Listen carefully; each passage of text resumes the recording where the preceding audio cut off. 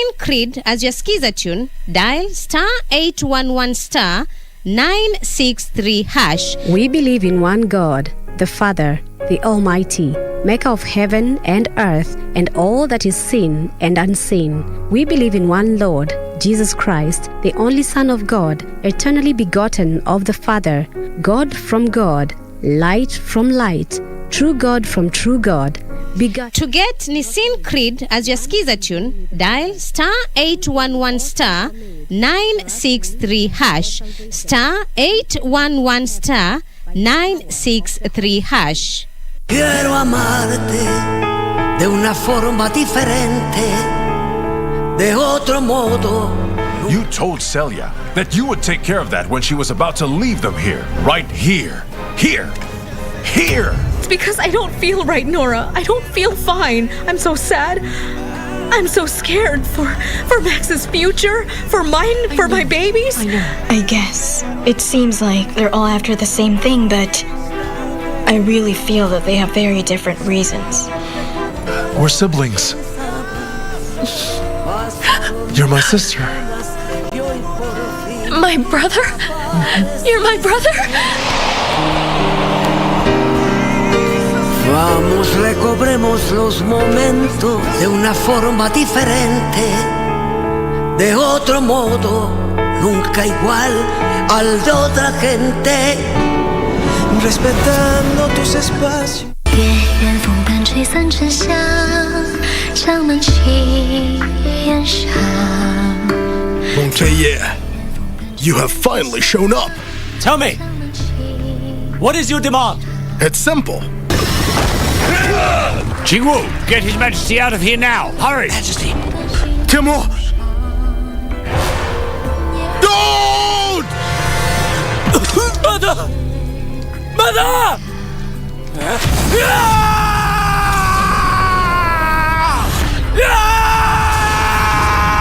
以为当归入药汤，相思泪湿的心头上。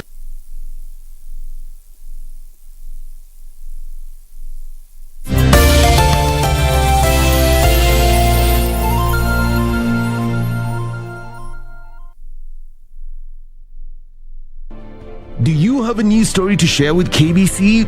Get in touch swiftly on email newsroom@kbc.co.ke, call 0723 892 654 or 0734 780 124.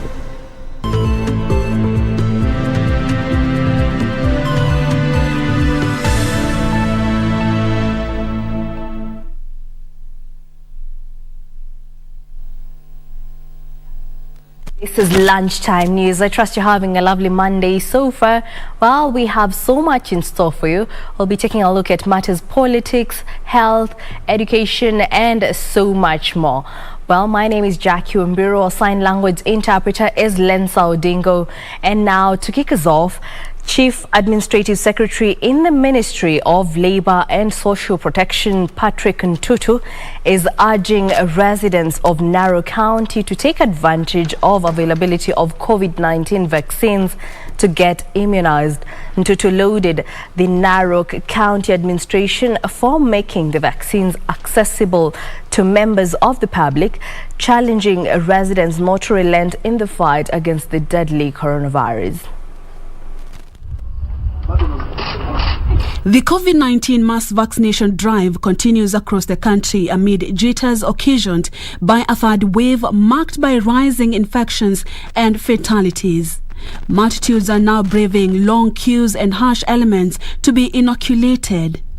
Chief Administrative Secretary in the Ministry of Labour and Social Protection, Patrick Ntutu, is calling on residents in Nakuru County to voluntarily receive the jab and help curb the spread of the deadly COVID-19 disease. Mnaona corona imeleta shida, watu wengi wameacha kazi, na pia sisi kama serikali tumejaribu sana kuleta madawa ili watu waweze kudungwa masindano. Lakini ukiangalia ile intake ya kaunti yetu bado iko chini. Na mimi najua kuna dawa mingi hapa ambayo governor amelete hapa kwa hospitali yetu ya Narok. Ntutu, who spoke in Narok town, assured the government is keen to acquire more doses and ensure all willing to take the jab can access it easily. Watu wengine wanasema tikidungwa mtu sijui atakuwa wesi saa. Hakuna kitu kama hiyo. Imefanyiwa utafiti ya kutosha. Mimi mkiniona saa hizi nimeshapokea zote mbili. Na imesemekana sana watu ambao wamefika 58 and above ama 50 and above ni lazima waende, kwa sababu hii janga la corona ni mbaya sana kwa hiyo generation ambao wamefika 50 and above. Narok Governor Samuel Ole Tunai pledged to organize more mobile vaccine outreach campaign and reach more people. Meanwhile, a report from the Department of Health in Kajiado County reveals that a good number of residents are still hesitant to receiving the vaccine. According to the report, older citizens are still relying on traditional herbs to cure illnesses. Mimi naogopa hata sindano mimi siwezi kukaribia. Kwa hivyo mimi naamini mambo ya mitishamba, kwa sababu mimi natumia sokonoi, lodwa, oremit na hiyo madawa ndio sisi tunatumiaga. Kwa hivyo mimi siamini nini, lakini naona hiyo mitishamba ambayo tunatumiaga haijakuwa dafu, haijatusaidia zaidi, kwa sababu wale wazee wengi ambao wameanguka kulingana na hii ugonjwa wamekuwa wakitumia hiyo dawa. Na watu wetu wanakatalia ndani ya porini kwa ajili ya ng'ombe na watu sitokea huko katika mtaani. Kwa hivyo ningeomba ingewezekana ingepatikana mobile, hizi magari za kuingia ndani, hata kama mobile za pikipiki zikienda katika vijiji ama villages kudunga watu, kwa maana kuna wale watu saa hii bado hawajapata elimu ya kutosha kwamba hii ugonjwa iko. Kajiado County is among regions currently listed as one of the infection hotspots, with the government encouraging more vaccine uptake in such areas. Purity Museo, Lunchtime News. Meanwhile, residents of Riamute village in Githunguri, Kiambu County are seeking answers to the mysterious death of a 23-year-old man 6 months ago. The man is reported to have been attacked while in the company of his 6 friends, and no information has been forthcoming since then. Reports from doctors at Kenyatta Hospital, where the young man was treated before succumbing to his injuries, claim he was hit by a blunt object on the head, but police have not released any details regarding the death. Aliuawa na hakuna kitu imetendeka. Sasa si kutoka March. Sasa tuko ni September ndio inaelekea. Sasa sika watu wa remote na dakatu justice. The mother to the deceased, Jane Nyokabi Kinyanjui, said her son succumbed to injuries after going out with his friends at Miguta Shopping Center along Ruiru Githunguri Road. Police have not been able to give any details regarding the death, making locals wonder what really transpired. Walikuja hapa Migota na marafiki wake wawili, kisha tukaitiwa kama amegongwa sana hapa kwa kichwa, akapelekwa hospitali, na venye alipelekwa hospitali alikaa 1 week akakufa. Hiyo maneno yake nimeenda kwa DCI Githunguri na hakuna kitu naambiwangwa. And in the political arena, former Embu Senator Lenny Kivuti now says the Mount Kenya East region will launch its own political party by September 15th. Kivuti says, unlike the already existing political outfits, the new party will speak to the needs of the region. The former lawmaker has urged residents of the Mount Kenya region to be wary of politicians who are out to use the region's numerical advantage for selfish political ends. Kivuti also challenged the youth to take up leadership positions come 2022. The bus we are forming is of only one region, Mount Kenya East, and we are going to make it a national bus. Itakuwa kila mahali Kenya. So in that case, there will be no question of a one-man party. It will not be one man, no. Muslim faithful have been urged to respect and help protect the place of women in their religion. Now, speaking at a workshop that brought together Muslim faithful in Lamu County and preachers from Al-Azhar Al Sharif Sheikh University in Egypt, Sheikh Swaleh Bahsan said Islam had given women equal opportunities in all fields except religious leadership. The clerics also urged Muslim mothers to give their daughters opportunities to enable them compete for positions of responsibility and leadership in the society. Mwanamke kuwania nyadhifa za uongozi hakatazwi, lakini kuna uongozi sampuli mbili. Kuna uongozi wa jamii aruhusiwa, na kuna uongozi wa juu ya Uislamu kama kiongozi cha Kiislamu pia hakatazwi, lakini kutawalia hukumu kama muamuzi, kama hakimu kwa mambo ya Kiislamu haikupatikana kuanzia uanze Uislamu.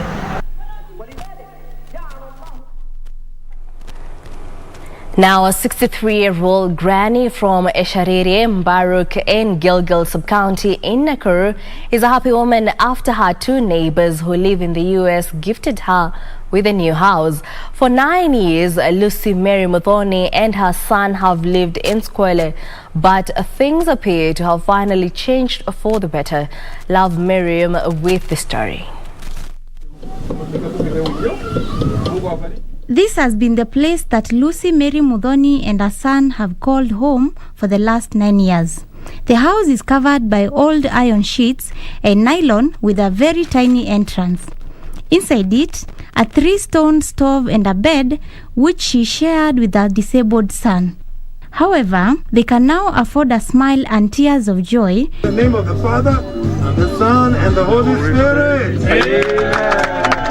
After she was gifted with a brand new modern house thanks to a neighbor. We identify a widow who has land, her house is falling and she has zero support, and we came and built this house. They say they were touched by the widow's plight. Tulipokuja tukaona anahitimu kwa shinda kubwa, hata chakula hakuna, na tukapitiza for the last 2 months tumjengee nyumba, tumejenga. Muthoni said life was no different from when her husband was alive, but at least he used to caution their family. Ninafurahia Mungu kwa wenye wamenionea huruma wakanijengea. Vile nilikuwa na shida, nyumba yangu ilikuwa inaanguka, lakini Mungu akatuma watu wake wakakuja wakanijengea.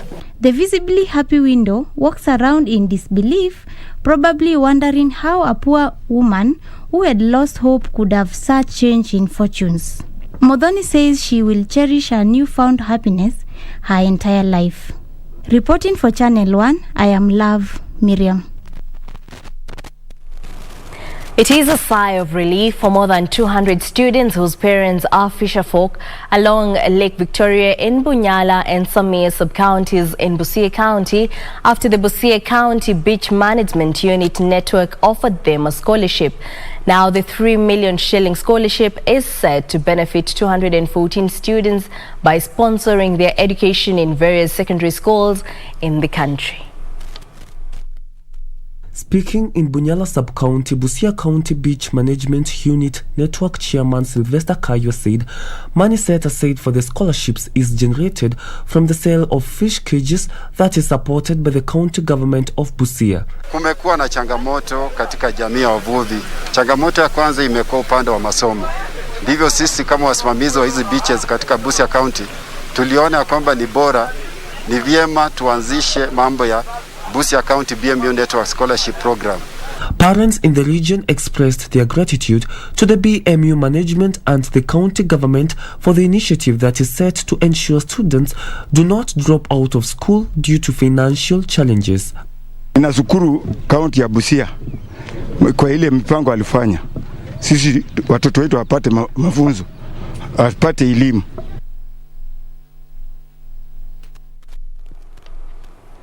Now, 2 philanthropists based in the coast region have come out to help underprivileged girls studying at Wakala Secondary School in Kilifi County with essential personal hygiene and food items. Neetu Obi and Captain Jane Karaoke made the donation on the invitation of Coast Regional Commissioner John Elungata as part of efforts to uphold the dignity of the girls. Netu Ubi and Captain Jane Kariuki visited Magarini in Kilifi County to support girl-child education through donation of essential personal hygiene items and foodstuffs. The duo distributed assorted items including sanitary towels, shoes, maize flour, rice, beans and cooking oil to students at Wakala Secondary School. Nimewaletea a bit of sanitary, whatever I can get for you. And I want to tell the girls, you must always have a name in life. The school principal Helen Duria, while loading the gesture, called for more well-wishers to support the institution, construct dormitories to increase chances of the girls remaining in class. Hence, most girls, parents prefer taking them to boarding girls' schools in other sub-counties, and this has really contributed to the very poor enrollment. Echoing the same sentiments, Coast Regional Commissioner John Elongata said many students in the region from underprivileged families need support to remain in school.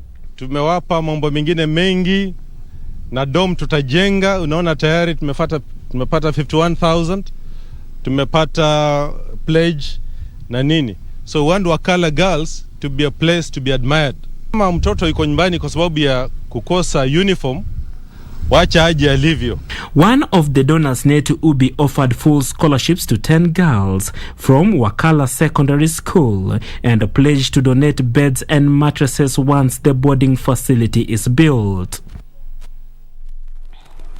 In other news, Nakuru Governor Lee Kenyanjui has called for patience in efforts to transform Nakuru municipality into a city.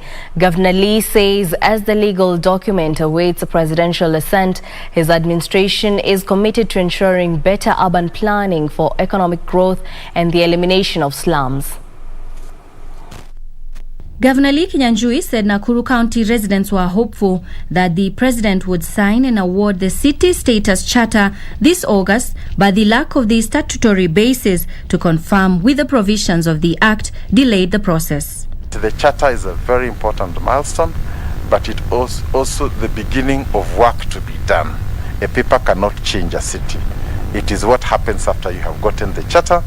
Nakuru County Attorney Caleb Nyamwange said the Nakuru municipality would be a reference point for other cities in the country, including Kisumu and Mombasa, that have been elevated but have never received the charter. We lack regulations under the Urban Areas and Cities Act. So even as we succeed in this exercise, I know that Nakuru will be a reference point for all the cities in the Republic. The draft charter as it is as of now will be forwarded by the ministry through the CS to the Attorney General for clearance, and thereafter it will be handed over to the head of the public service who directed that we work together. Governor Lee called for a change of mindset among residents in the management and ownership of Nakuru, adding that the county was exploring legal provisions to expand the city beyond the old Nakuru municipality boundaries. So I think as we get in, there must be also public awareness, public ownership, and also public participation in all key areas that are going to help all our people, to create a precedence where there was none. So like the existence of some of the documents that you have created now, they were not there, but we are trying to give them. So I think it's good that the public also appreciates that they probably would have hoped by August they would have it. It doesn't seem to be the case, but I think within reasonable time, once we have finished the documentation, then I think the process will kick in and we'll be able to make that very important and necessary step moving forward. For Lunchtime News, I'm Nisi Imano Okoth. Well, on that note, we'll take a short break. Don't go too far. We'll be right back.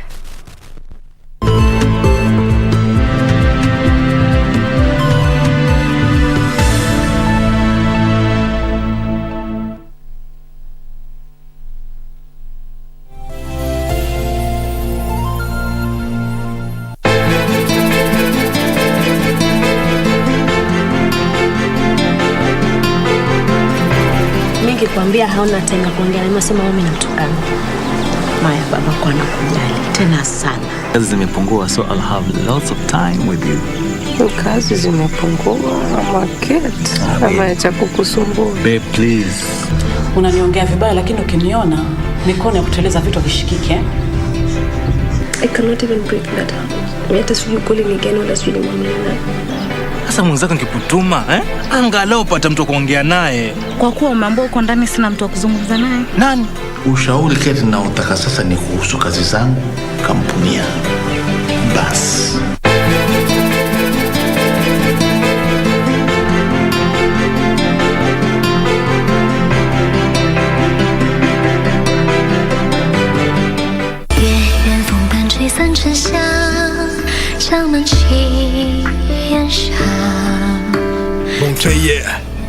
You have finally shown up. Tell me, what is your demand? It's simple. Jingwu, get His Majesty out of here now. Hurry. Majesty. Timur. Don't!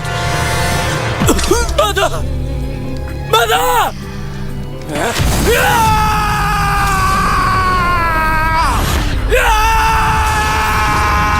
以为当归入药汤，相思泪许的心头上。叶儿了，手舞在池上，摇饮时。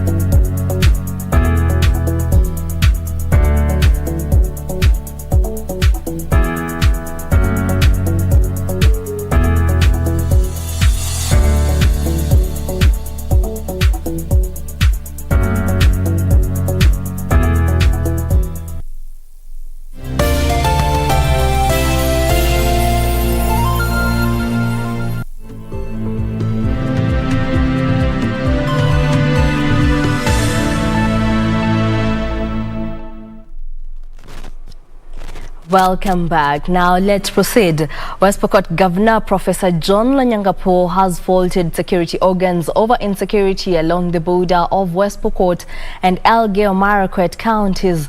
Professor Lonyangapuo says Saturday's attack, where 3 people aboard a motorcycle were gunned down at Chesegon area, has caused tension in the area.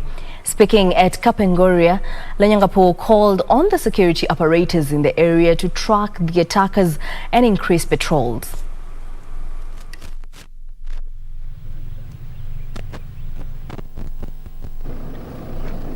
We condemn this behavior, and we will not entertain it whatsoever at all. So we want to hear that our people are going to have calm and peace. And I'm addressing the people of West Pokot who are listening to me now. Please don't take law into your hands. Kindly, I request, and I ask you as your leader, let the county commissioner who is here and his team pick our grievances and give us in the shortest time possible after he has talked to his bosses what's going to be done next. But within the 2 communities, we have got criminals who are out to wreak peace, which we have been trying to cultivate over a long period of time. And therefore, I really want to appeal, because these criminals are known by names. We also have on our side a few names of criminals.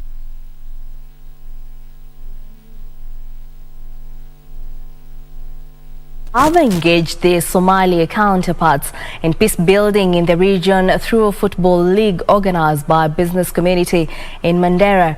Mandera's Assistant Commissioner Solomon Joshua says the tournament is aimed at entrenching long-lasting peace in the region.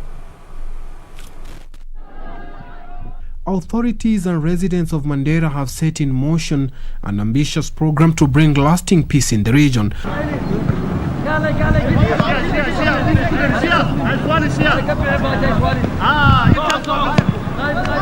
The locals are engaging their Somalia counterparts in a tournament aimed at creating familiarity and good neighborliness.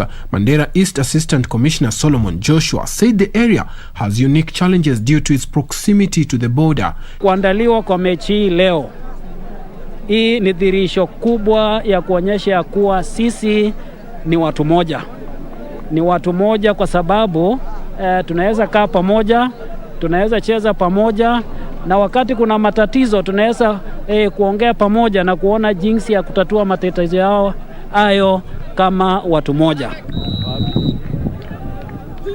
He lauded the organizers and affirmed the government's support to such peace-building initiatives. Vijana wanapokutana na wanapocheza pamoja inawafanya wawe marafiki, na urafiki huo ambao ni baina ya nchi yetu na nchi ya Somalia inaimarika. Na pia katika former FKF Vice President Twaha Mbarak said the only way to end frequent attacks in the border town is by involving youth from both sides in peace building.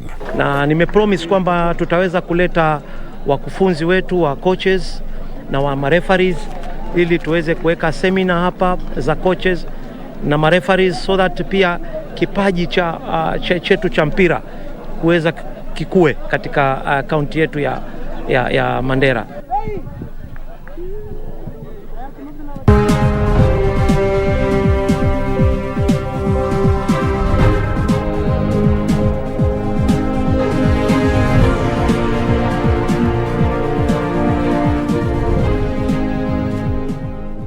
Now let's talk business. There are plans to set up smart agriculture farms in all sub-counties through aquaculture and livestock. Kakamega Governor Oparanya says the project would be financed by a 120 million shilling allocation targeting to enhance aquaculture farming, among other chains in agriculture, irrigation and veterinary services. Kakamega County is backing smart farming to enable residents diversify their farming activities. So far, smart farms have been set up in Lurambi, Matungo, Lugari and Huisero sub-counties. The county government plans to spend 120 million shillings in establishing smart farms in the remaining constituencies.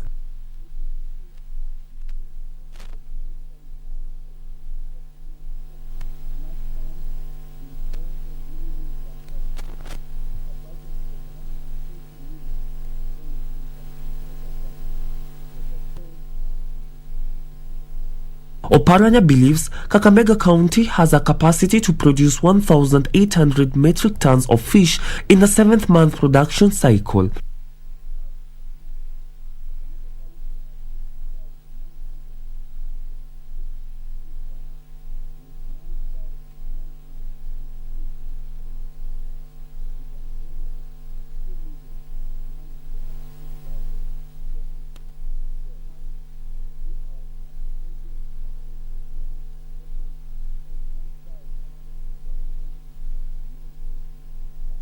In addition, well, now we cross over to Afia House, where Health Cabinet Secretary Mutahi Kagwe is addressing members of Before the State on the COVID situation in the country. Let's listen in.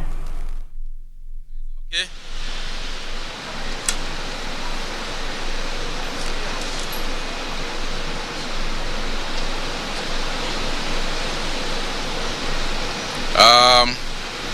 Good afternoon, members of the press, and welcome to this briefing as regards COVID-19 in the country, as well as the vaccination campaign.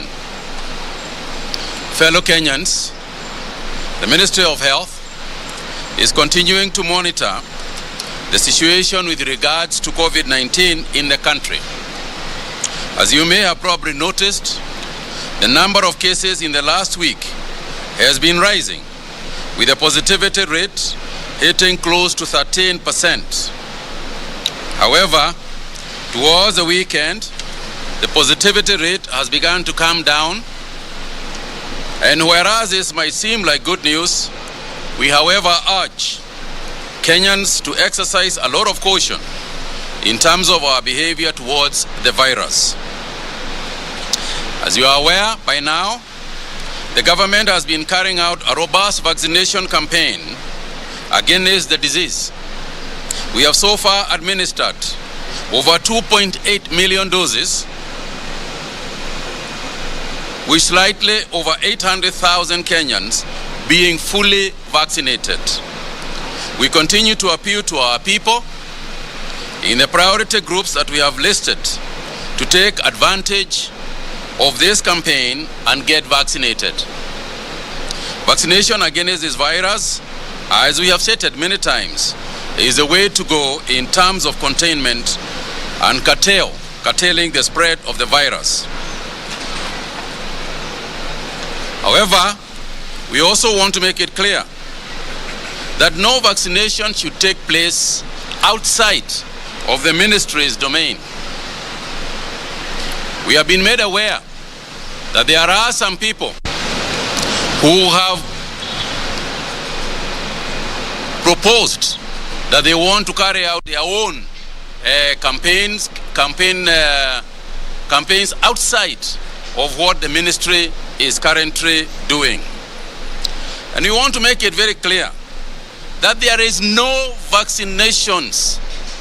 There are no vaccinations that should take place outside the Ministry of Health designated vaccination approved sites and by persons approved by the Ministry of Health. If there are any outreaches to be conducted, they must be carried out from the designated vaccination posts.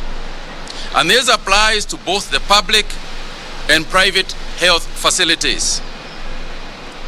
The Ministry of Health, working in collaboration with the county health teams, are solely responsible for the distribution of COVID-19 vaccines. This is because they have to ensure the maintenance of the cold chain system and the potency of the vaccines.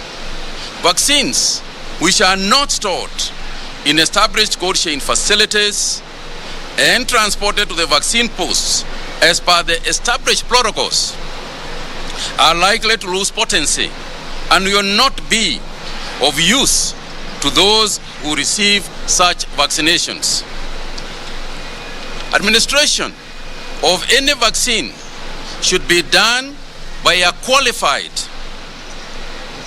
and duly registered clinician or nursing staff. Those staff must also have received recent training in the administration of the vaccine. Any other person doing so will be in contravention of the law. Vaccinations that are not properly administered will lead to unnecessary side effects that could potentially result in deaths. Ladies and gentlemen, it has come to our notice that some politicians have begun to politicize the vaccination process for their own political gains. This is not only immoral, but unacceptable and very disturbing. This has the potential of endangering the lives of our people and the public in general. The Ministry of Health would therefore like to issue a very stern warning to any person with the intentions to pilfer vaccines from government facilities that will face the full force of the law. I also want to warn any health worker not to collude with outsiders to issue them with vaccines without the authority of the Ministry of Health. Such a situation will lead to immediate disciplinary action.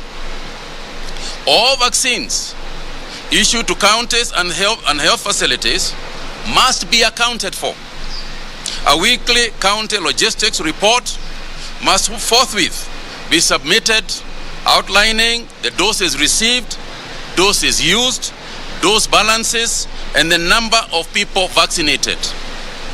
Any facility that will not account for doses issued will not be issued with any more vaccine doses and will be delisted. At the same time, any private facility that will be involved in any impropriety will be deregistered with immediate effect. Ladies and gentlemen, for clarity, let me just say the following. There are some facilities that we have learned are charging citizens for vaccinating them. We want to make it very clear. Vaccines are not for sale in Kenya. Vaccines are not for sale in Kenya. And as a citizen, if anybody proposes that you should pay for being vaccinated, I want you to know that they are in violation of the law and you should refuse to pay. In fact, the best thing for you to do is to get vaccinated and then refuse to pay. Let them vaccinate you and refuse to pay. And tell them at that point that you are not supposed to pay. What's the point of them not vaccinating you? Let them vaccinate you. Refuse to pay. If anybody proposes to you that they should pay, at which point you should report so that we can deregister that institution and deregister the person who is charging you. The second point to say is what I said earlier, that there are those who are carrying out health camps. They are calling health camps with stolen vaccines. There is no way an individual around the country of whatever stature will have vaccines of their own unless they are stolen vaccines. Because when we give a facility, if we give a facility in Roiro or a facility in Ruaka or a facility in Komarok, if we give vaccines to that facility, they are specifically for use in that facility. You cannot take vaccines from one part of the country, take them to Gatanga and start carrying out vaccination processes there. Nobody knows what vaccines they are using. Nobody knows whether they are actual vaccines or whether it could be anything else that they are vaccinating with. It's a criminal offense. And we want to make it clear that this is not going to be tolerated, because by the end of the day, it is people. It is our own people we are endangering. And this is where we again call for citizen responsibility. Do not agree to go to a vaccination facility that you don't know about. You can't see the Ministry of Health people. I have seen pictures of people in jeans and all sorts of attire going around vaccinating people. It's wrong. It's immoral. And to take political advantage of a situation like this and cause death to people, it's really, really, the worst and the lowest that an individual can get to. I also want to urge the political class of whatever level that it is getting to a point where you are frustrating us as the Ministry of Health. We cannot have this nonsense of 3 steps forward and then we come back all the way to where we were before. We have no bed capacity. Our isolation facilities are full, and yet, people still continue, in causing crowds to come together. We cannot continue like this, people. By the end of the day, if that happens, and we saw it in Kiambaa, we saw what happened in Kiambaa, we saw the results of the campaigning period in Kiambaa, and what happened in Kiambu, where we lost a lot of people. It is obvious. It's very obvious. If you call crowds in, if you go campaigning, it's obvious that you will kill people. So what is the political cost? What is the political cost that we want to bear when all we are going to do in the coming future is just burying our people? So I once again urge our political class not to be the cause of the problem, rather than to participate in being the solution to the problem. I also want to urge the Kenya Medical, I'm actually directing the Kenya Medical Practitioners and Dentists Board Council to immediately begin to deregister those institutions that are currently charging them as soon as we have got any evidence. The council should also deregister persons who have participated in illegal vaccination processes so that forthwith they do not practice. And the council should also be carrying out investigations, continuous investigations, as to the behavior of those in the medical fraternity to ensure that they are not endangering the lives of Kenyans. And so, ladies and gentlemen, I don't want to belabor the point. I think we have said enough. I think it's a question of ensuring that what we have proposed is what is followed. But I would also like to mention and to thank the private sector, because effective today, we also now have a structure of the participation by the private sector. Their account at the Treasury has been opened. They can now actually proceed to put in money, and the process of supplying private sector with vaccines, which are also going to be administered by the Ministry of Health. There will be no sale of vaccines.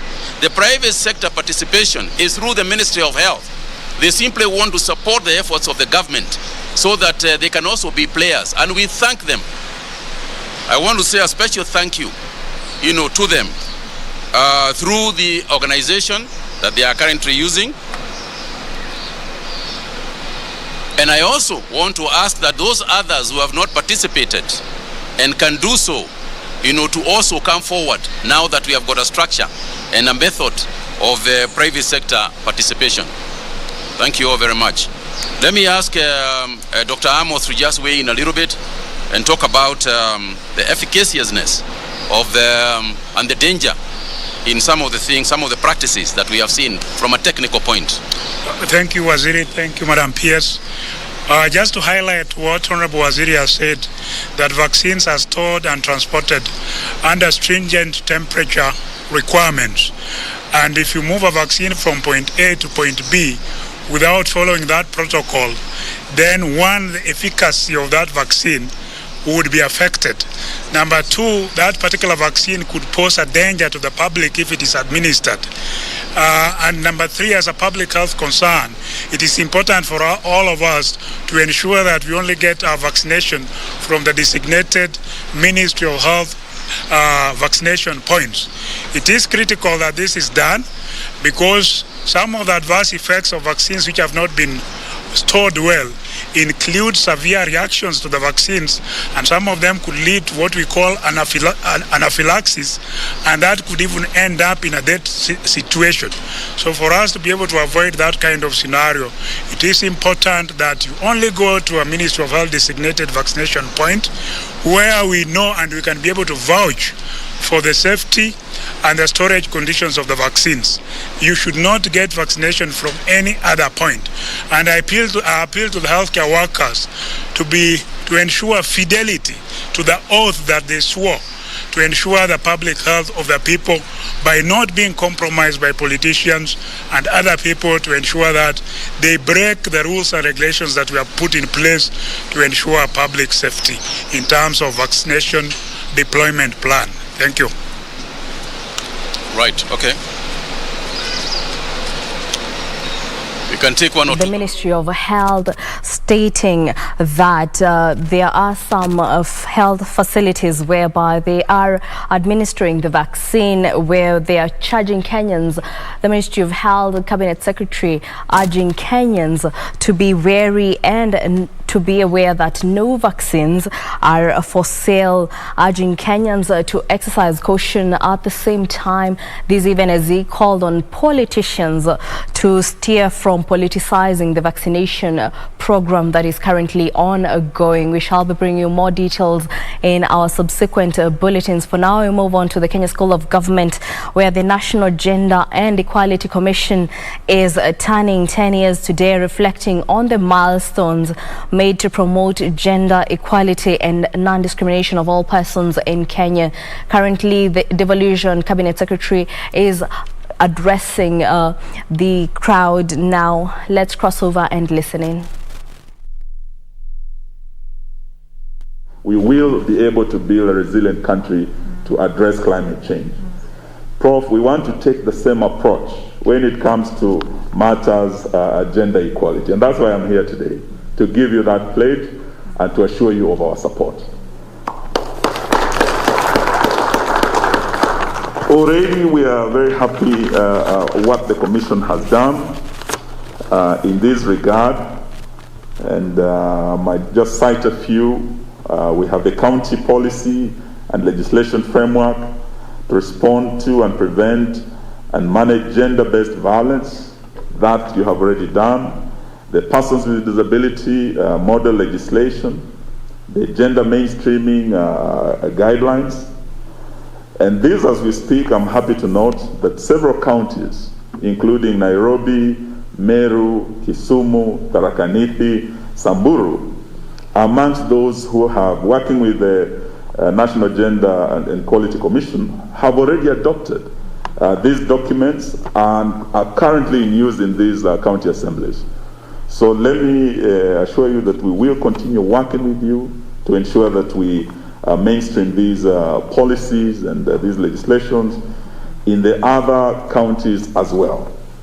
My ministry shall also support you and the Ministry for Public Service and Gender to strengthen the equality and inclusion technical working groups.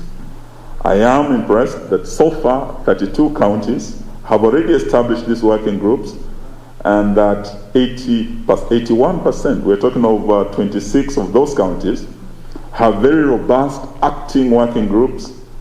We are going to work together with you and other actors, including the Council of Governors, to support counties to establish and strengthen the equality and inclusion technical working groups. These groups are critical in addressing matters of special interest. My ministry will also support you together with the Council of Governors and the County Assemblies Forum. We're having a legislative assembly coming up, the Legislative Summit in Nakuru, I think in September. I'm hoping, Madam CEO, you will be well represented. It will be a very good forum, Madam Chair, for us to work with the assemblies, to look at the legislation and particularly look at what the assemblies are doing in matters of gender equality. I'm impressed at the depth of the content of your publication containing the inventory on minority and marginalized groups in Kenya, which has disaggregated counties and in the process is unmasking the marginalization in these counties. I wish to encourage the Commission to continue updating the inventory with a focus on documenting any progress Kenya is making in reducing the levels of marginalization and closure of inequalities. This is critical because for a long time as a country, we have been blaming Session Paper number 10 of 1965 for entrenching marginalization. But with the devolution policy, we were able to bring about a paradigm shift that has seen the end of marginalization and the beginning of equalization through devolution. I know that as we are working on this, that marginalization has now gone down to the counties. And fortunately, this is an area that we must acknowledge is one of the challenges. We have counties where, because of clan issues, dominant tribes, we actually have communities being marginalized. So how do we usher in devolution, celebrate the era of equalization, and creating an equitable society through devolution? Then the same counties are actually entrenching marginalization, particularly against those small communities. We've heard about the Terek. Well, that was the Devolution Cabinet Secretary Eugene Wamalwa stating the need for a multi-sectoral approach so as to achieve gender equality as well as non-discrimination of all persons across the country. We shall be bringing you a more detailed report in our subsequent bulletin. For now, we move on. The government is reducing the low tourism season period to 3 months in a new tourism classification plan due to take effect from next year. According to Tourism Cabinet Secretary Najib Balala, the government is overhauling the national and game park entry fee by basing it on weather patterns. The revised tourism calendar classification will see the low season restricted to the long rain season during the months of April, May and June, while the remaining months would be categorized as the high season.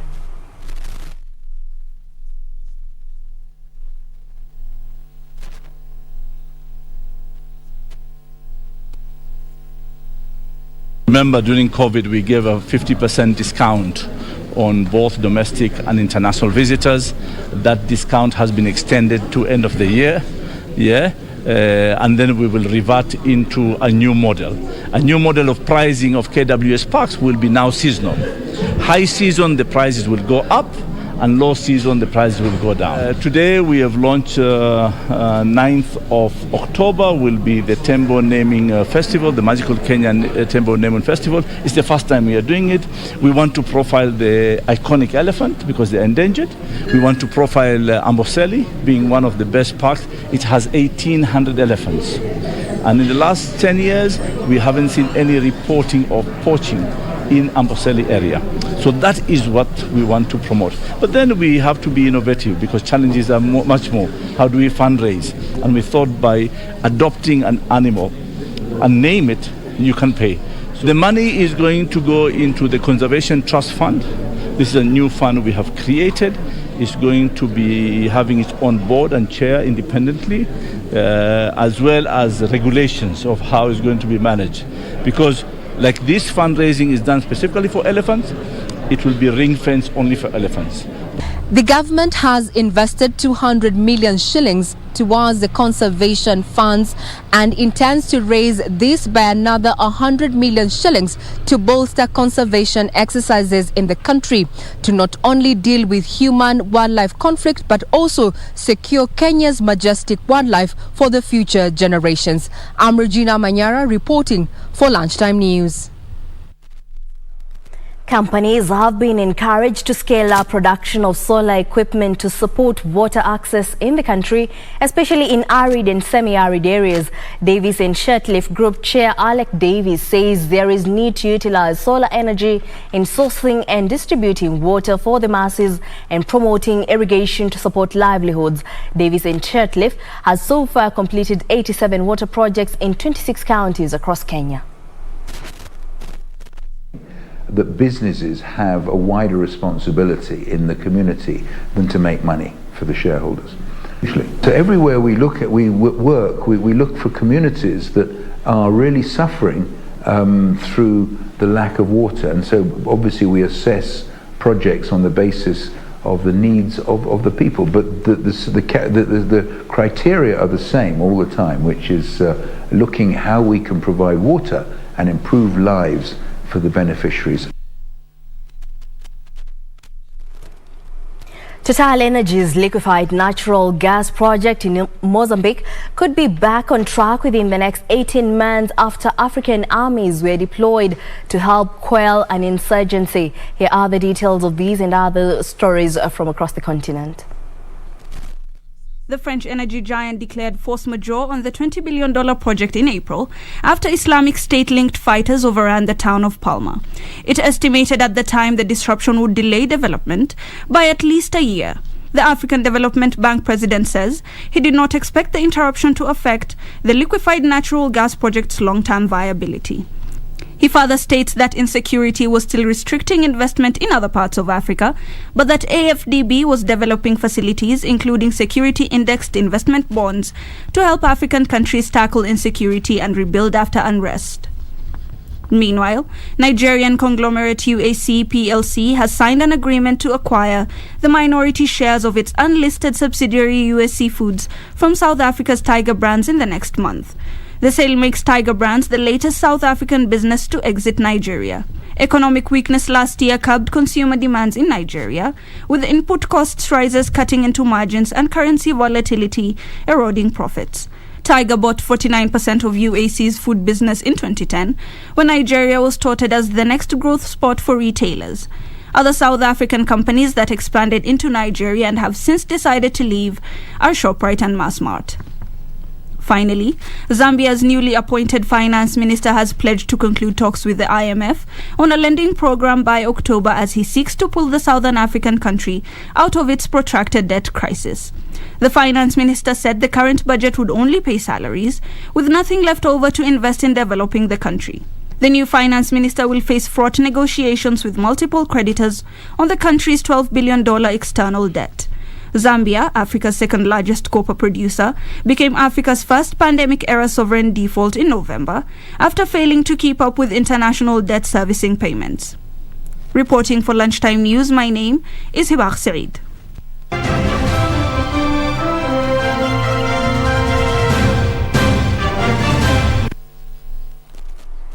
And in the sports arena, Manchester United beat Wolves 1-0 yesterday in their first game since announcing they had reached an agreement to resign Cristiano Ronaldo. Meanwhile,